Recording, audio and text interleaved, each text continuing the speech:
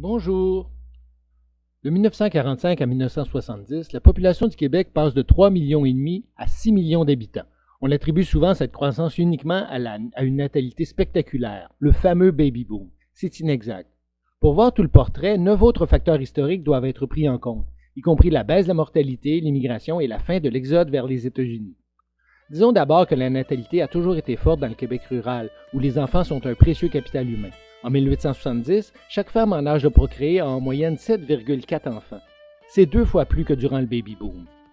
Le taux de mortalité est cependant tout aussi spectaculaire à la même époque, limitant la croissance naturelle à environ 25 enfants viables de plus par année par tranche de 1000 habitants. En 1920, une majorité de Québécois vit désormais en ville. Ce fait entraîne jusqu'à nos jours une baisse constante de la natalité. Cependant, la vaccination et l'amélioration des conditions d'hygiène font en même temps baisser la mortalité, dopant la croissance naturelle malgré la baisse de la natalité. Les privations durant la crise des années 1930 et la Seconde Guerre mondiale retardent la formation des familles, entraînant un creux dans la natalité, faisant paraître le baby boom plus important qu'il ne l'est en réalité. La fécondité durant le baby boom culmine d'ailleurs à 3,8 enfants par femme en 1951, puis redescend dès 1960.